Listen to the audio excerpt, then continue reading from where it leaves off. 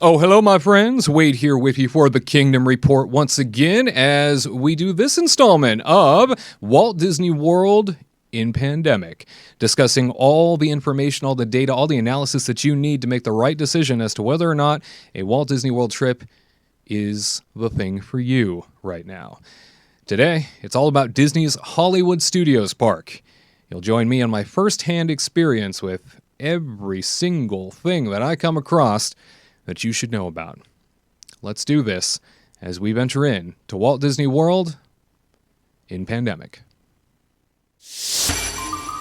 And here we are, just beyond the security screening tents. Right before that, going through a health screening via the Advent Health staff that is now in front of every Disney World theme park, checking your temperature just to make sure you're not exhibiting a fever. It's a seamless process, and off you go. Here we are at the very main entrance, right in front of the ticket booths at Disney's Hollywood Studios. About to approach the turnstiles when I go to scan in my magic band on the orb touch point. I get a blue sort of light up mechanism that goes off that indicates there might be a problem with my ticket today. First time I've ever experienced anything like this. A guest relations cast member came over, scanned my magic band, and told me that the park ticket that I had was registered for the day before's date, and that I would have to go over to guest relations in order to get that figured out before I could enter, especially now since Disney park reservations are in effect during this very unusual time. The COVID-19 warnings, of course, as you approach, making sure you understand exactly what you are about to get yourself into during this global pandemic. Off over here at Guest Relations, it was about a 5-minute wait until they opened up a secondary window, brought me over, and within a matter of minutes, they had fixed me up. I already had a park reservation for Hollywood Studios, and they just rearranged the date of the ticket itself, and I was admitted into the park. Just in time to see our friends from Disney Junior light up the street.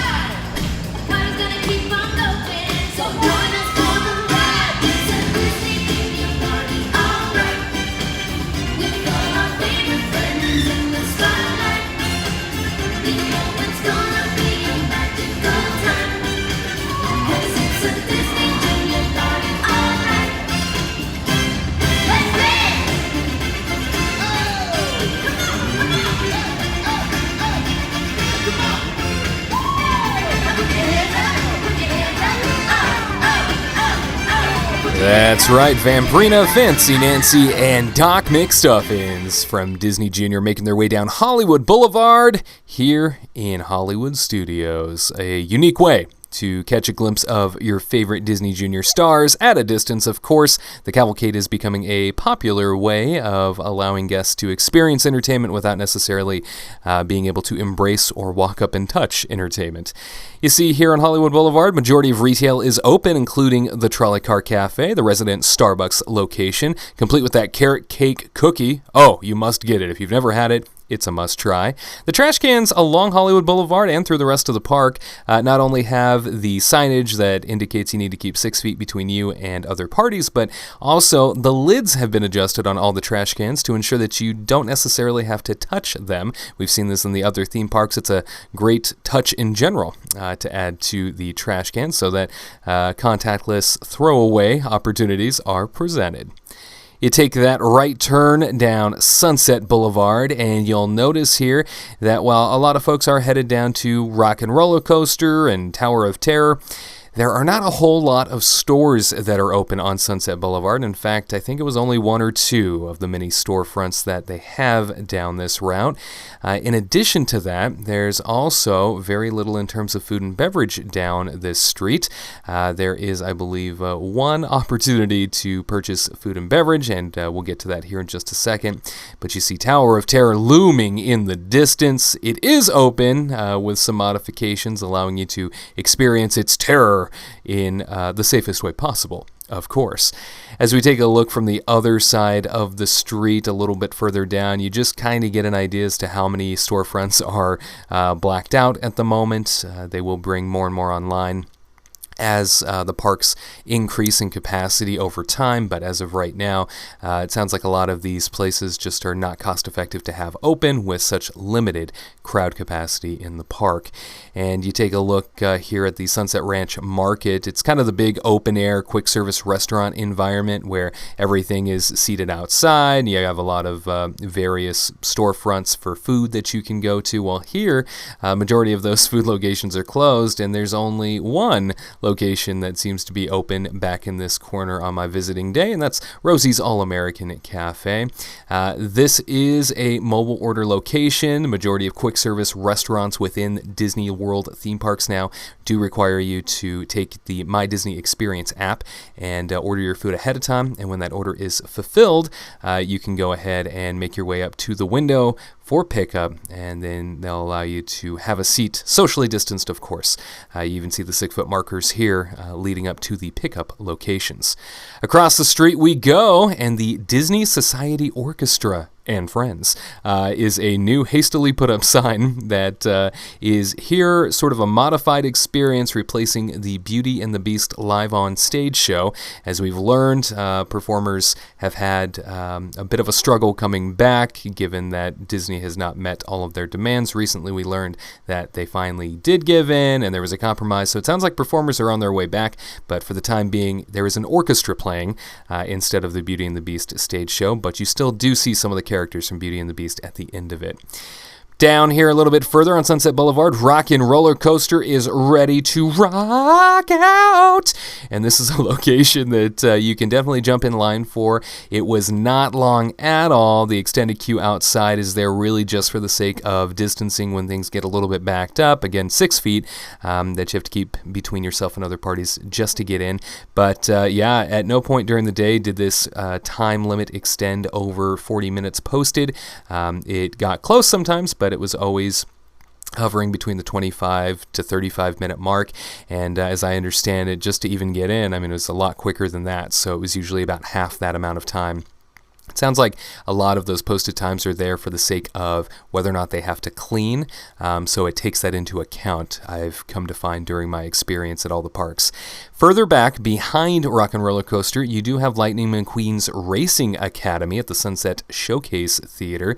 This is a new experience that was added fairly recently. A lot of people don't know what's back here. You just kind of think Rock'n' Roller Coaster is it, because that's all that's on the marquee out front. But then you walk a little bit further back, and you have this huge space back here that doesn't connect. It is a dead end, and I think that's a big turnoff for people. But you can also meet famous Cars celebrities like DJ, and Cruz Ramirez is also back here as well. So if you wanted to stop by, get a photo up with DJ and Cruz, these are two characters you can still walk up to for the most part. There's a rope in front of each of them, but you are just a few feet away from all of their celeb glory. I wanted to go in and see how they were managing this show and the crowds. Everybody stands on a dot and is admitted one by one, party by party, and told by cast members specifically where to sit in the theater. I was taken right up to the front and was given an opportunity to sit down on one of the benches, and you'll notice that in this environment, which is pretty much a virtual experience with a physical animatronic Lightning McQueen car, that it's a very sort of high-tech atmosphere, but you'll notice rows are closed in between where they seat you, and you are 6 feet apart from the other parties, so they really do try and distance you out here. It's an interesting way of keeping the show going while still allowing for the health and safety measures to be fully in effect. Back outside and around the corner we go to the Twilight Zone Tower of Terror. That's right, here we are, and the posted wait time often for this was 13 minutes, an ominous number for sure, but they have socially distanced the Tower of Terror so that you can still ride it and be safe. Back down Sunset Boulevard, making that right turn onto Hollywood Boulevard to see the Chinese Theater, the symbol of Hollywood Studios here, and home to Mickey and Minnie's Runaway Railway, an attraction that opened earlier this year that didn't really get much of an opportunity to perform to crowds before it was shut down with the rest of the resort. But you see here extended queues for this very popular attraction, as folks were quite interested in riding it. Now I have to remind everybody that these extended queues look very deceiving, right? You see this and you think, I can't possibly get in line. And the posted wait time was, I believe, 45 minutes at this point. So it is very intimidating to see lines like this, a posted wait time like that, and think, I'm not going to wait 45 minutes. Again, I share with you, oftentimes that wait is sort of encapsulating a potential cleaning that they might do. So more often than not, it was in half of what you might already see in terms of time. So I got in within, I think it was like 21, 22 minutes, something like that. It was very, very short by comparison, and the line never stopped moving. By the time you get to the pre-show room, the after effect of the pre-show is already in effect, and you have no idea why. So if you've never seen the pre-show, Goofy and the train sort of explode through the screen, and you just get to walk through it. There's no Goofy, there's no explanation. You just see that it's open. So you don't really understand it, and you keep walking.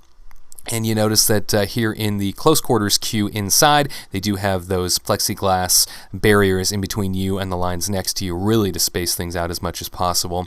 And then as the trains arrive, you do get your own train car, so that is also a reason why the lines get a little bit backed up, because it's one party per whole train car. So you see this train car pulling up right here in front of me. I got it all to myself. So I hop in this, and I was front row car, which was awesome. I got this great view of Goofy, the engineer, and Mickey and Minnie driving by. Really fun attraction. On the way out of the experience, you go through the backside of the screen that you came in on. That's the idea, right? So the pre-show screen that was exploded, you walk out and it says the end. Again, if you've never seen the pre-show, the whole effect, this whole idea, this whole concept is like totally lost on you. And I've never seen the pre-show in person. I've watched the video, so I knew that there was a meaning to it, but otherwise I didn't understand it if I hadn't been there before. So just keep that in mind, that there is a meaning behind all of it. Back outside, the Hollywood Brown Derby, the upscale restaurant here in Hollywood Studios, is accepting a few walk-ins and mostly reservations, as well as their quick service option outside, their little lounge area on the exterior. Those were taking walk-ups. Over by the animation courtyard, you see a popcorn cart that was open. A handful of auxiliary carts were open in this park. It was nice to see, as most parks forewent the auxiliary carts in favor of more established quick service locations. And Voyage of the Little Mermaid, this stage show that uses lights and water effects, has been closed ever since Hollywood Studios is reopened, and may be a part of that performer shutdown and the union battle that was going on. It still has not reopened as of this broadcast. And you see here, Disney Junior Live on Stage has become a dance party of sorts, a modified version of what it was before. Again, with the performer problem, they went ahead and just turned this into a modified version of what it originally was. And even as I walked up, the show that they were about to do was canceled due to, quote, performer issues, is what I heard a cast member say. So, Star Wars Launch Bay, here we are in this massive location that at one time used to be all about animation. Now it's a second home in this park to all things Star Wars, and they've converted it into a relaxation station. So this is the place you can come, take off your mask, hang out in some AC, and just really get away from all of the hustle and bustle of the rest of the park. But it's a place you can come and totally relax without any worry, fear of the masks suffocating you in the hot Florida summer heat. And you see signs and measurements everywhere you go inside, sort of indicating where you can and can't stand, and how to remain safe once indoors. It's very eerie coming in here because it was like entirely empty for the most part. I saw a handful of people in one section of the building. This building's massive and was home originally to a lot of character meet and greets and everything Star Wars related. And so it's just this massive space where they're not using much of it at all, just kind of dedicated for you to come sit down in, and the music wasn't even on inside, so there wasn't even atmosphere music, so it was just very eerie. So if you get a chance, got some AC in there, but beyond that, some artifacts to look at from a distance, and back out you go. That's about it. Walt Disney Presents is open and operating, the museum dedicated to Walt Disney that leads up to a film about the man's life. It is a socially distanced experience, but it is something you can still enjoy. It's funny to see some of these billboards for films around Hollywood Studios. They're always there. They get switched out for new films, but some of them just say coming to theaters, and not necessarily with any dates, because obviously movie theaters are closed everywhere. So you got to see those around Hollywood Studios during the visit. Municiburg, where the gates are closed, typically that area is dedicated to all things Incredibles, was even sort of a whole summer centerpiece at one point here at Hollywood Studios. The gates have been closed since the park has come back online at this point. So definitely a sign of the times where not even get access to our superheroes that I know we all could use right now. Here at Toy Story Land's main entrance, a popular photo spot. PhotoPass is still available in select areas of the park. They do keep their distance from you and make sure that they can still capture those special memories for you if you want. Concept art right here in the front of Toy Story Land shows you what's coming next, and that is the Rodeo Roundup Rodeo Barbecue, I should say, where the new table service restaurant will be shoehorned into the land at some point in the near future. We take a look around our fair Toy Story Land, and we get an idea as to just how far back the wait begins for the Slinky Dog Dash roller coaster. You notice here that it stretches all the way back nearly to the front of the land and goes all the way up and around to Slinky Dog entrance itself. This is not necessarily used at any point that I could see throughout the day. However, maybe early in the morning, right when things open, this might be one of the first attractions that people still run to, so I can see that being utilized. Just wasn't while I was there. And Woody's Lunchbox, the quick service restaurant location, the walk-up counter service location, is closed at this time. They do have tables still out that are socially distanced for you, but for the most part, this is a restaurant with blacked-out windows. It may come back online at some point, but this area, I think just for the sake of congestion, you see it's very, tightly knit, this whole section. I think that's why it might be closed for the current period. And our dear, sweet alien friends, yes, they've got the claw. Be careful. You ever want to take a spin with the alien swirling saucers, you have an opportunity to do that. Typically, this is an attraction that has a lesser wait time, obviously, than Slinky Dog Dash, but it was a complete walk-on for me. As you notice, some safety messages here saying, don't touch the props. Just don't touch the props. Don't touch anything in the queue. Just keep going. And like I said, total and complete walk-on. This ride modeled after Mater's Junkyard Jamboree out of California Adventures Cars Land, just with a fun theming and a roof over it for those harsh Florida weather bipolar storms that just tend to blow in whenever they want to. I was finished up with that, headed back around the corner to Slinky Dog Dash. A posted 40-minute wait here. I waited about 15 minutes overall, so not very long. Again, I mentioned to you that lines can be deceiving during this time, and the posted wait times are almost necessarily never accurate. They are always substantially longer posted than they are in reality.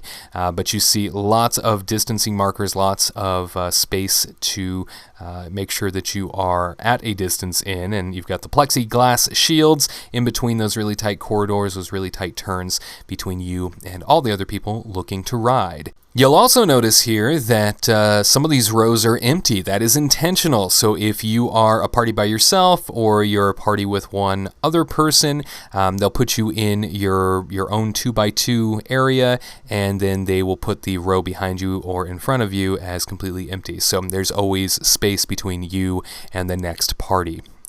This is a dramatically fun ride, something I so suggest you check out, and an attraction that in my last 2 to 3 visits, the line has always been so ridiculously long, and I've never been able to get a fast pass for it, that this was my first experience on it, and it was so great. One of the best Disney coasters out there, so smooth, so easygoing, and just a lot of fun.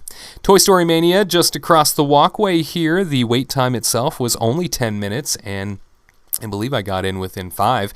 You see the extended queues out here in front of the attraction itself with all of the social distancing markers. They were not necessary, and even the interior section, you get a real idea as to just how long and just massive this interior queue space is as well. Again, didn't have to wait in any of it, jumped right on the attraction, and off I went, shooting up a tremendous score. With the blasters themselves, I do like to mention that some people get the heebie-jeebies touching things that might be communal at this point. Keep in mind that there's hand sanitizer at the end of every attraction, including some sanitizing wipes at certain attractions. This one definitely had that, and I was able to sanitize the moment I got off, so just don't touch your face during that time. Outside of Toy Story Land, we enter Galaxy's Edge, that Star Wars planet at the edge of the galaxy. Get it? Because that's why they call it that. Here we are at Galaxy's Edge, and I was immediately greeted around the corner by some stormtroopers who were causing quite the scene. They were at a distance. They were up high, of course. They were calling out to the crowd, but they caused a bottleneck out here. He was pointing at me, by the way. He was calling out to me. They did create quite a bottleneck here. Lots of crowds in this area that were just sort of clamoring for a photo. They did have some cast members that were trying to ensure that the crowd didn't get too congested, and they broke them up a little bit.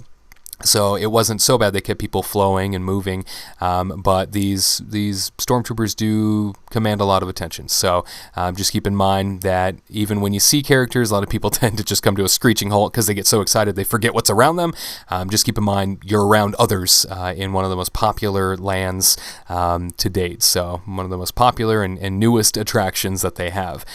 Here, as we head up a few floors, you'll see Ronto Roasters, where you can get your Ronto wraps at. Is a controlled environment. They are asking you to do mobile order for it because it is such a kind of small, packed-in area. So you will need to check in, make sure you have that My Disney Experience app order fulfilled before you look to take a seat. Oga's Cantina was open as well, and this is an area that was being heavily controlled at the front door. They were taking walk-ups when they could. They were asking for reservations as well. And then just across the roadway here, you do see Docking Bay 7, the quick service restaurant environment, also taking those mobile orders in order to enter.